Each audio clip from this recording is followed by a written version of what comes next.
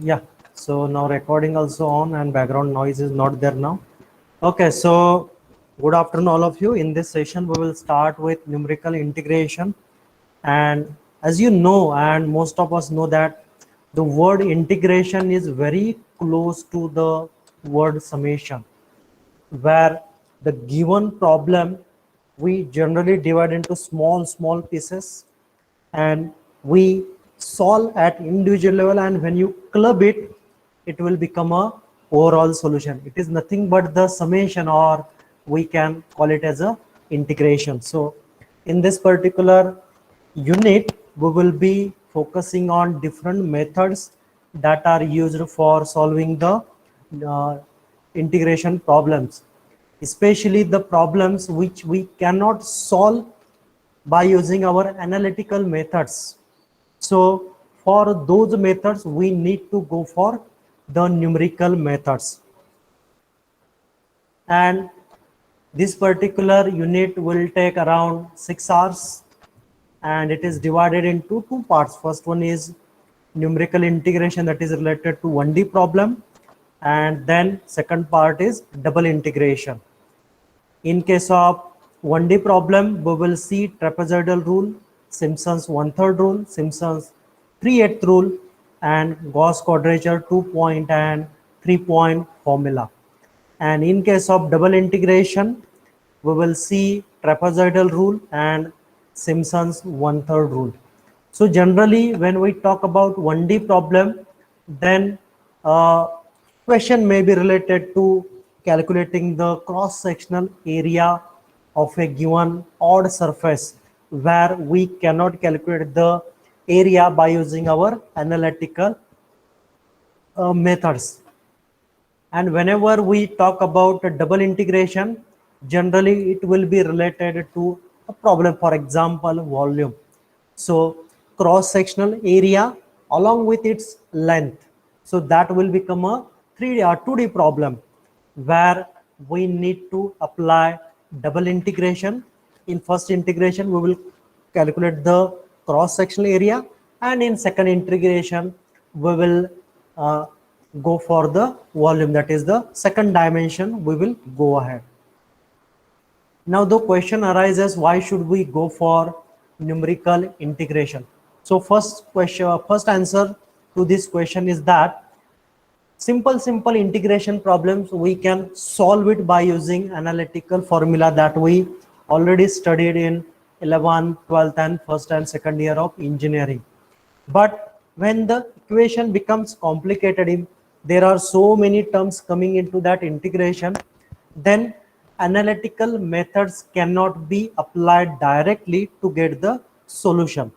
So that problem is there with the analytical method, especially in case of complex equations. So in such cases, we should go for numerical methods. And in practical application point of view, there are so many practical examples that you can see in example A, example B and example C, where real life challenges are there. And when we want to model these real life examples, then when the final integration equation will be prepared, those equations cannot be solved by using analytical methods.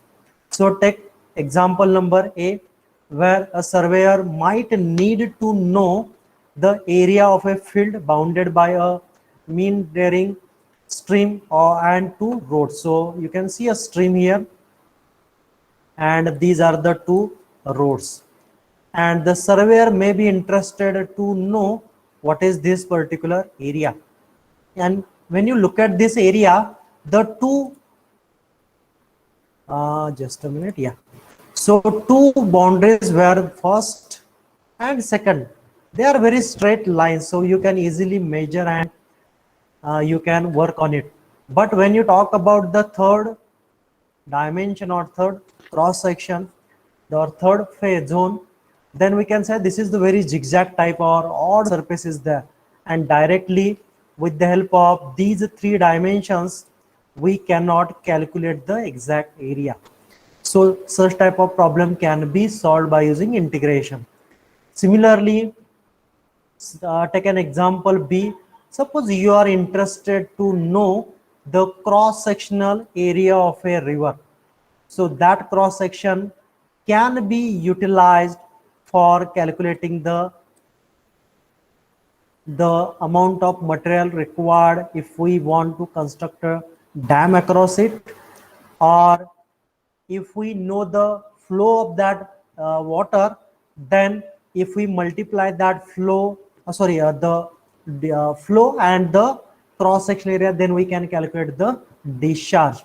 So such type of problem will be helpful for estimating the in for predicting how much discharge can be made into the river from the dam, so that there will be a less impact in the zone or the in the places where there is a chance of flood. So similar type of decisions need to be made, and that's why at a different locations we need to find out the cross section area. Or if we want to construct a bridge across the river, then in that case you can check the cross section at different uh, places along the river, and that will help you where we can construct the bridge, or for a given cross section area or for a given location how much material is required when we go for constructing a bridge. Let's take another example. When civil engineer construct a building, then on that building there is an impact of or the force exerted by the wind and storm and similar type of external forces acting on it. So a civil engineer may be interested to know for a given structure or given civil structure how much force will be exerted and what will be its momentum, and accordingly he can make the decision what type of material and what could be the dimensions of that wall, so that it can sustain for a worst case scenario. So these are the three examples show that there are numerous problems in actual life where we cannot directly solve the problems by using our traditional analytical methods, and there you must go for numerical methods. So these are the some of the examples. Even you can take an example of mechanical, where you may be interested to know for a given shaft how the forces are distributed along the different cross sectional area, and how we should calculate by using numerical integration methods. So there are so many problems where we can apply, and throughout this course and upcoming courses you will come across similar type of problems where you need to apply numerical methods. Okay, then we will start with some derivations, and then we will go for the uh, solving the problems. So before I start this particular derivation or upcoming derivation, so two things I would like to mention here. First, these derivations will not be asked in the examination, but during your oral examination or during MCQ type question or tricky question may be there. They will not ask you to derive the equation, but the logic which is used to develop the derivation, that may be asked. So you need to understand the process or the approach or the logic that is used behind the deriving these equations, and these are very important, and that will give you a better understanding why we should go for one of the method from a given set of methods, and which method is more appropriate for which type of problem. So from that point of view, you need to understand these derivations instead of relying more on the calculations, taking integrations, doing some subtraction. Don't worry about it. Just try to understand the process and the fundamentals behind this. So let's start with the Newton-Cotes quadrature formula. So let us consider integration equation. I is equal to integration a to b fx dx. Let's call it as equation number 1, where a is lower limit, b is upper limit, and for that particular problem the equation is, or the function is, f of x. So you can see in the figure that there is a x-axis, y-axis, and a function y is equal to f of x that you can see here. Now, you may be interested in calculating the area under the given cross section. Let's say the area highlighted by using the red ink. So you may be interested to calculate the highlighted area. Then in that case, the lower limit will be x naught. So we can say that this a can be x naught, and the upper limit, that is x naught plus nh, will be your upper limit, that is in the equation you can see it will be equal to b. And the function f of x is given for this particular curve. So the given equation 1 can be correlated to the given curve, and we can analogically convert the given problem in terms of equation, because the challenging task is that how you can convert the given problem into the equation. Once you convert that the problem into the equation, then the next steps will be easier to you. So you need to check if this type of curve is there, how I can prepare equation y equal to f of x. So some of the techniques will be taught to you in unit number 4 or 5. So at that time you will come to know how to prepare these equations. But for a given problem, how to take lower limit and how to take upper limit, so that is also a challenge, and for that you need to consider the plane. So for this particular problem, this is the starting point and this is the end point. So accordingly you can take x naught as a lower limit and x naught plus nh as a upper limit. So what I'm trying to convey you, for a given problem you need to think in a such a way that how can we convert the problem into equation. So that is the first task. Then we need to define the coordinates, and why, that I will tell you in upcoming slides. So what we are doing, for a given function f of x, we are taking different values, y naught, y1, y2, and in the figure you can see the y naught, y1, y2, again y3 will be there, y4 will be there, up to yn. So we are taking these as values for the function f of x for given values of x naught, x1, x2 up to xn. So when x becomes x naught, your function f of x become y naught or f of x naught. When x becomes x naught plus h, your function f of x become y1. And similarly x2, x3, x4 up to x naught plus nh, that is x, and we can say. So the question arises, why we need to divide the entire region into small segments. So you can see between y0 and y1 there is a trapezoid, we can say, or there is a small region. Again between y1 and y2, again there is a small region. So the basic approach is we need to convert the given area into small area, just like this first area, second area, again third, fourth, and nth area.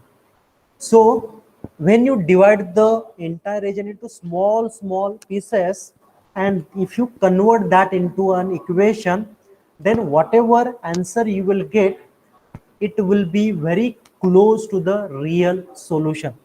and that's why we need to convert the big area into small areas. So that is the approach, and for that we have defined the coordinates. For x naught, corresponding area is y naught, x naught plus h, the function will become y1. For x naught plus 2h, it will become y2, and so on. Then we will move ahead. So here the interval is AB, and as I mentioned, we need to compare, or analogy we can say that A can be replaced by x naught for our understanding purpose, and B can be replaced by x naught plus nh. And we also discussed we need to divide the x naught and xn, that is AB, into small interval, or we can say width h, and h should be very small in order to get desired level of accuracy. And here interesting thing is that this h is constant everywhere. For example, if you take the difference between the y0 and y1, the answer will be h. If we take the difference between y1 and y2, the answer will be h. So this width is constant, and the Newton Cotes equation will assume that we can divide the entire region into small region, and the width will be h, and that will be constant. This is one of the assumptions made in this particular derivation. Then, as I mentioned, x naught is the lower limit, which is equivalent to a. Then x1 will become, that is next point will become x naught plus interval h. Similarly, x2 become x naught plus 2h. So what we are doing, we are expressing each and every point in terms of lower limit, that is x naught. So this is the ultimate approach, and therefore the xn, that is the upper limit, will become x naught plus n into h. So this is the basic mathematics through which we are trying to express each and every interval in terms of the starting point, or x naught we can say. Then we will apply Newton's forward interpolation formula. Now you may say, sir, we didn't study Newton's forward interpolation formula in this particular course. So in one of the previous semester, you might have studied Newton's forward interpolation formula. If not, in next unit, that is unit number 4, the Newton's forward interpolation formula will be there. But right now we are assuming that you know it, but if you didn't know it, don't worry about it. We are not going into the mathematics. We are just trying to understand how we are utilizing Newton's forward interpolation formula to prepare Newton's quadrature formula. So this equation I is equal to integration a to b fx into dx, we are just converting into a different form. So a is replaced by lower limit x naught, and upper limit b is replaced by x naught plus nh, and the function f of x into dx, it is, we know that. And again, in most of the practical scenario, you will get equation in this form: x integration x naught to x naught plus nh fx into dx. And for our simplicity purpose, or in order to apply Newton's forward interpolation formula, we need to convert the given equation into a simple equation: h into integration 0 to n f of x naught plus rh into dr. And how to convert the given equation into this simplified form?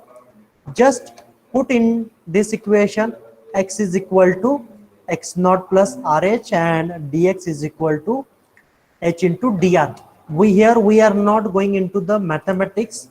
We are just understanding why we are converting.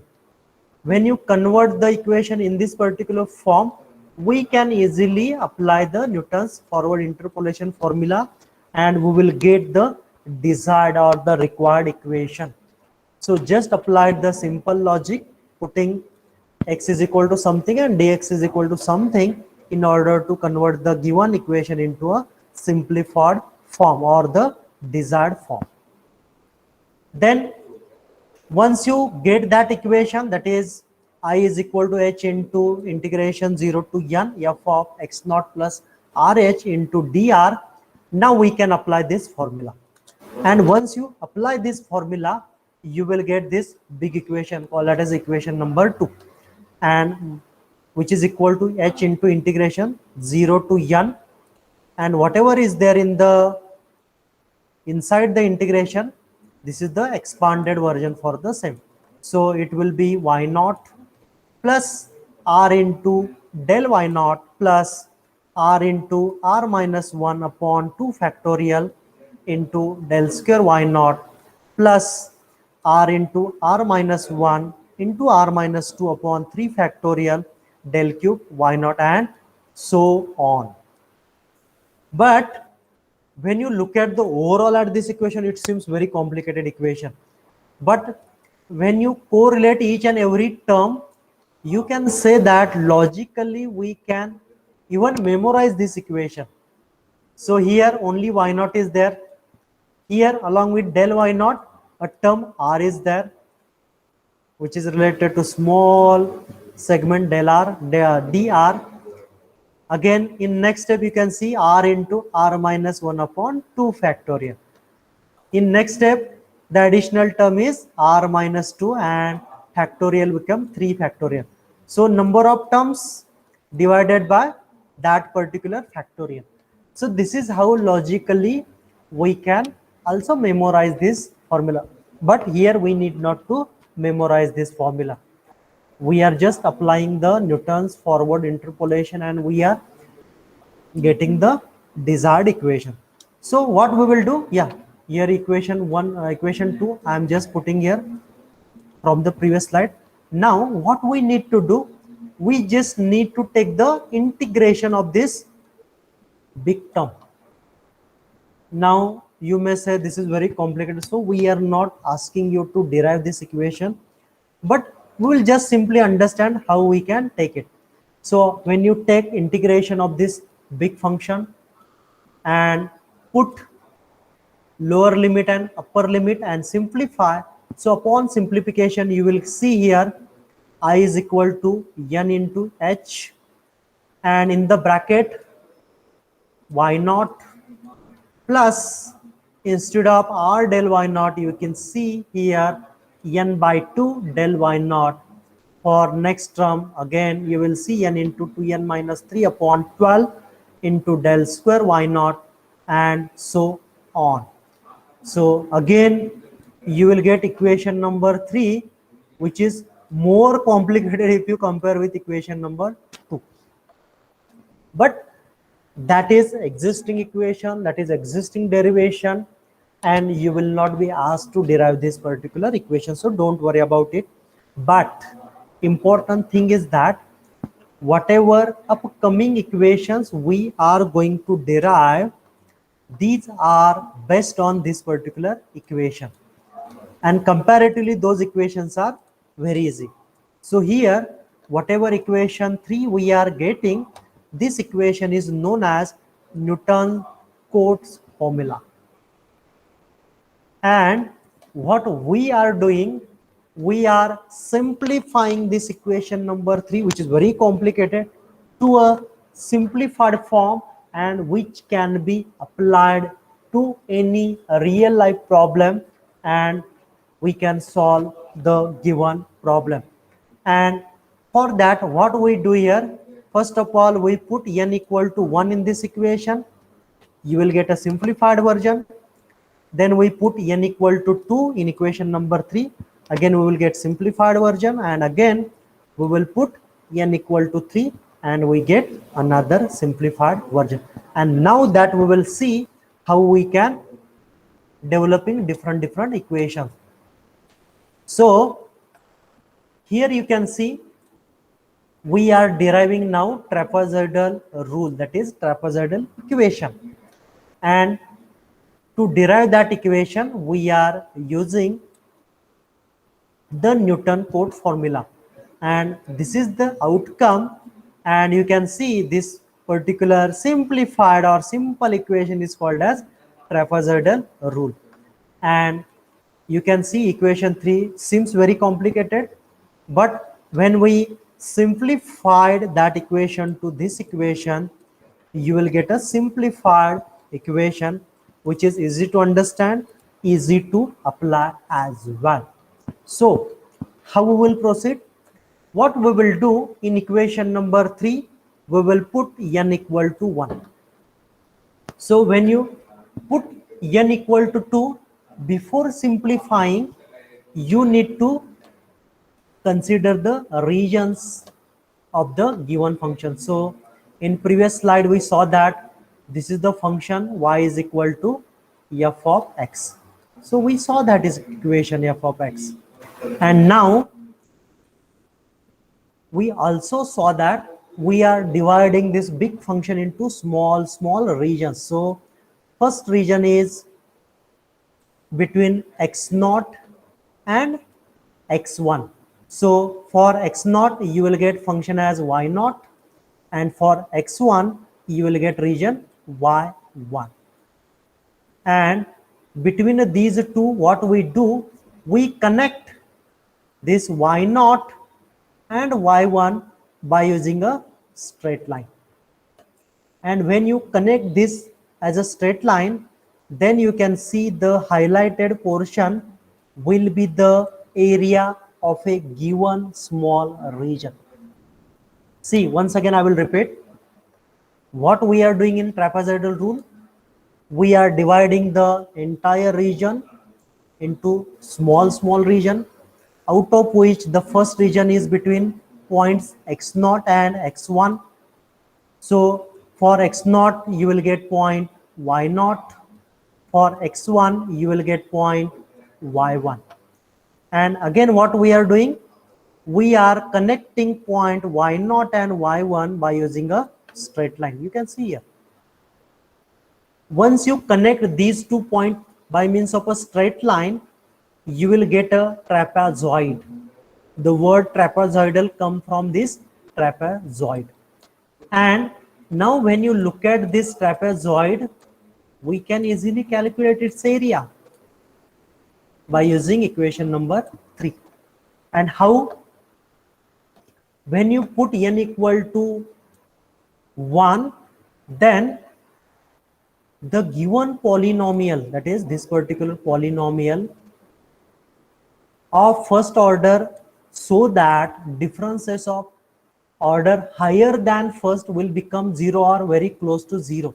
So in equation number 3, when you look at that equation, so these are the lower level differences, and all the higher level differences will automatically become 0.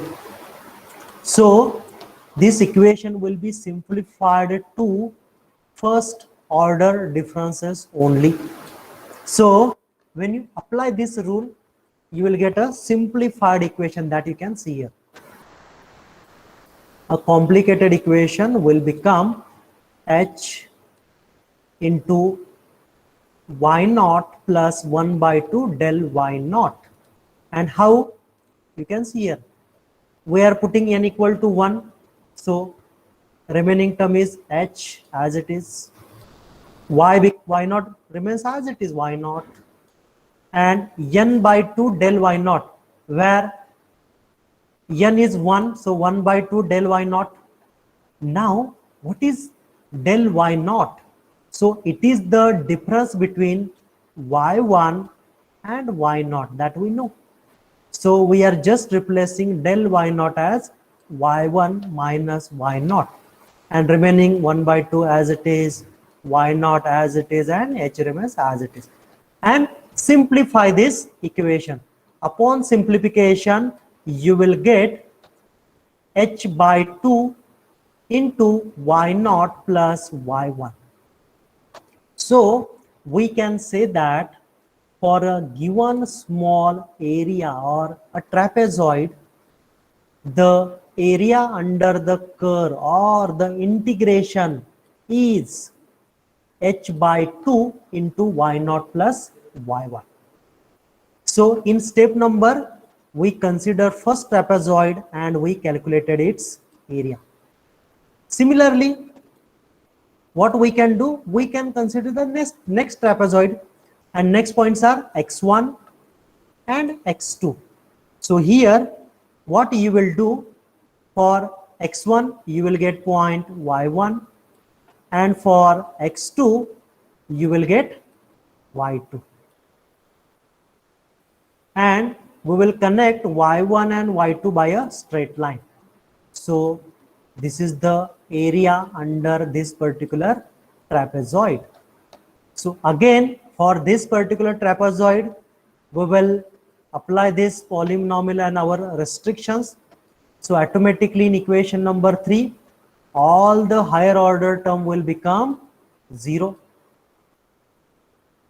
And the remaining terms are, you can see these are the remaining terms. These are the remaining terms.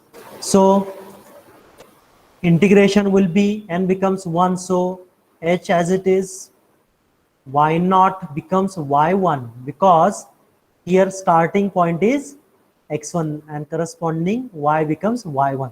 So y becomes y1 and del y naught will become del y1 corresponding to x1. But del y1 is nothing but y2 minus y1. Here you can see y2 minus here y1. And upon simplification, you will get h by 2 into y1 plus y2. So the area corresponding to second trapezoid will be given by this equation h by 2 into y1 plus y2. And analogically also you can see y0 becomes y1 and y1 becomes y2. So we can easily say that when we consider next trapezoid, that is starting point will be x2 corresponding y2, x3 become, sorry, for x3 the point will become y3, and we will connect y2 and y3. Again we will get next trapezoid, and from these equations we can easily predict the area for this third trapezoid, and it will be h by 2 into bracket y2 plus y3.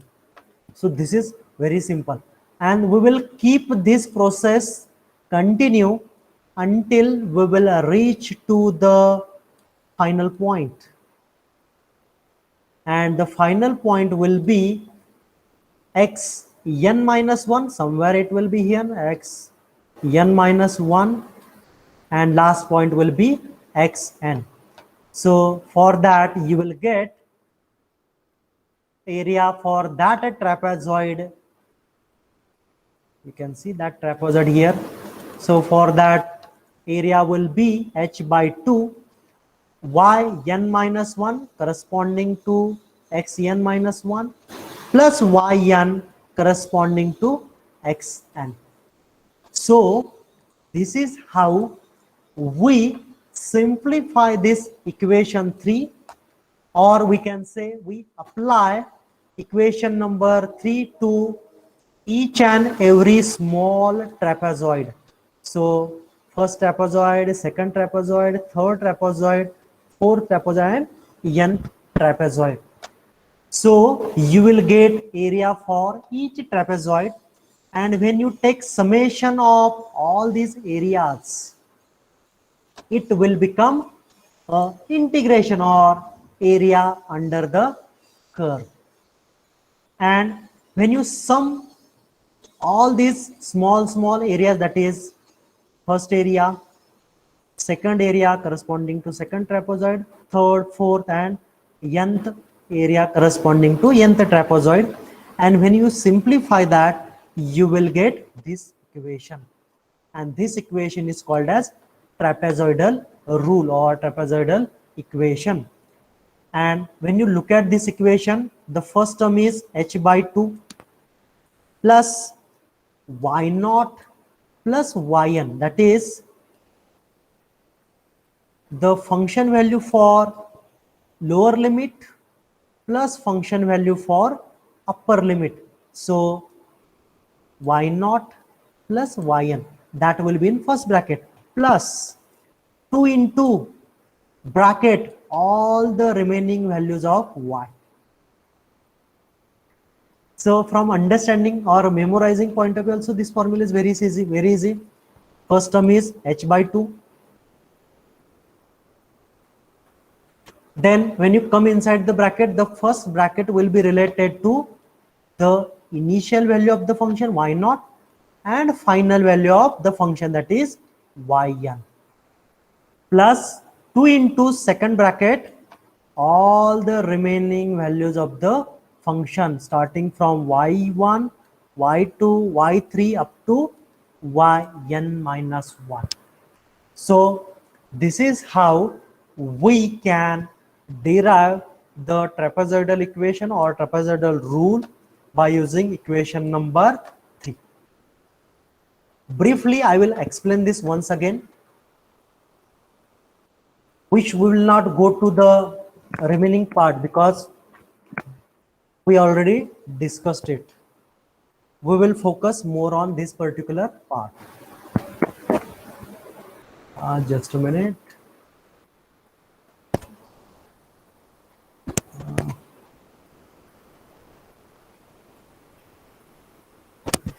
Something is happening, just a minute.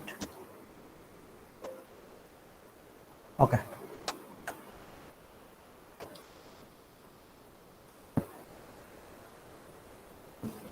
Briefly, I will review all these things once again. First, an equation will be given to you, or you need to derive this equation. If this equation is given to you, your job is very easy. But if this equation is not given to you, you should have a figure or a graph where a function y is equal to f of x will be there, and you need to define this area, and here x naught will be lower limit, x naught plus nh will be the upper limit, and through this you can prepare the integration equation. So this is first step and you can do it, I'm very sure. Second thing is that when you get that area, you need to divide the whole area into small region. So between y1, y0 and y1, first area, y1, y2, second area, because integration says we are integrating, means the given area will be divided into small regions, and once we calculate the area of each and individual small region and sum all the region, we can get the integration value. So this is how we are attacking the problem, and for that we are taking x0, x1, x2 up to xn. Corresponding y0, y1, y2 we will be calculating,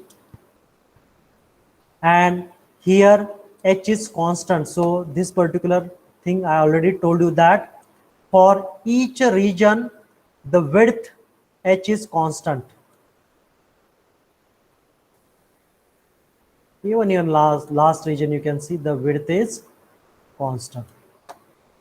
So this particular derivation for the constant width h, and you have to decide the value of h. Small value of h, accuracy of the answer is very high. Large value of h, accuracy of the answer will be lower side. Then we will apply this Newton forward interpolation formula, and you will get equation number 2. We are not at all interested in this derivation. Even at your home, if you try it, you can easily derive this equation. Again, for this given equation number 2, we are integrating, we are just taking this integration and we are simplifying. So that exercise you can do at your home and you will get equation number 3. But again, equation number 3 also very complicated. So we decided to derive different equations by putting n equal to 1 in this equation, n equal to 2 in this equation, and so on. And initially we started with n equal to 1. So when you put n equal to 1 in equation number 3, then at the same time you need to calculate the area of individual trapezoid. So what we did for x0 and x1, we calculated y0 and y1. We joined that y0 and y1 by a straight line. When you join it by straight line, you will get a trapezoid. So when you get the trapezoid and when you correlate it with equation number 3, you will get only these terms. You can see the bracket. All higher terms will be either 0 or their value will be close to 0. So we will just ignore it, or we will just will not take into account. So this is the simplified, where we will put n equal to 1 in this equation and we will just simplify it, and upon simplification you will get area for that first trapezoid.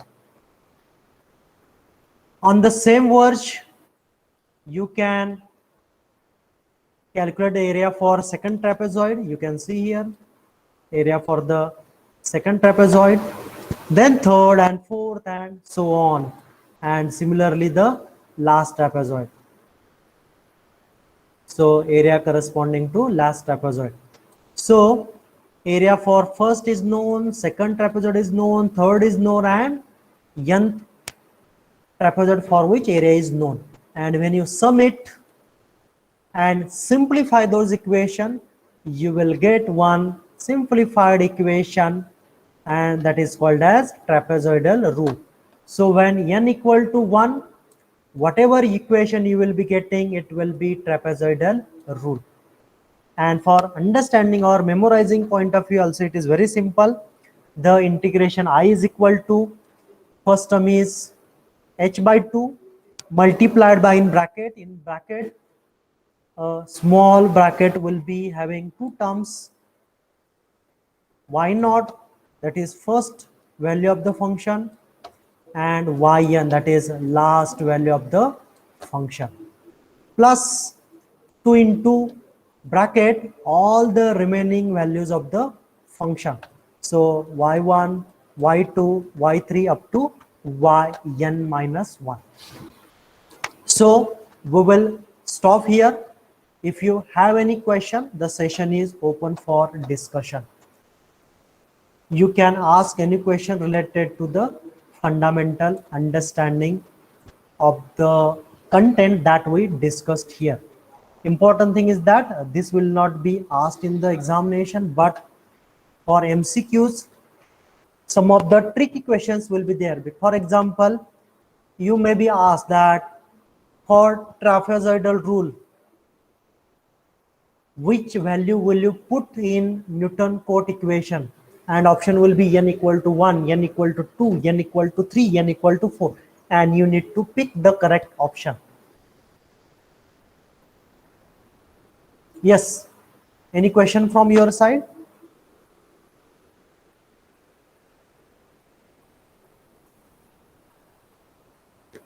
I want question from your side. And if you don't have any question, I was expecting one a particular question. There will be so many questions, but one very important question I didn't address during my discussion, and that I want to address here. Yes, anybody? Can anybody guess what would be the question here? Yes, anybody? The area above line x, y, z, y1. Exactly. So this is what I didn't address. I talked about the area of this trapezoid, right? But there is a region above that trapezoid. I will just change the color, highlighter. Yes, I will just change the color as well. Okay, so what about this area? So here you can see in trapezoid we didn't consider this area. So this is very important question. Whatever area highlighted by a blue color, that we didn't consider, and that is called as error. And you can easily guess that when this interval h is very small, this error will be very small. When you take large value of h, then this error will be more. So this is the important understanding here. You need to take very small value of h in order to increase the accuracy of the answer. Again, in case of second trapezoid also, you can see this is the area, yeah, here above the curve. So this is also additional area, and this is also an error. So everywhere you will get error. Either you will exclude some of the area of the region, or you may be adding some of the area which is not in the curve, just like in this case, or here you can see this is the case. So these are the error while solving such type of problem. And of course, in numerical methods, there will be error because we don't have exact method to calculate the exact area. So definitely there will be a error, but we have option to minimize the error. And how? Take very small value of h. So here you can see, if you take very small value of h and try to connect, then you can see the error could be minimized, can be minimized. So this is very important question, and this is the answer. I guess I answered to your question. Am I answered to your question? Yes, sir. Okay, thank you. Any other question? This particular fundamental is very important. Maybe 4 such type of curves will be given to you, and along with the this x1, x2 and the regions, and you may be asked for which figure 1, 2, 3, 4, where you will get accurate answer by using trapezoidal rule. So you can easily check for which value of h the possibly the error would be minimum, and that could be the most correct answer. I'm not saying exact answer, but most correct answer. Maybe such type of questions may be there in MCQ type. Okay, any other question?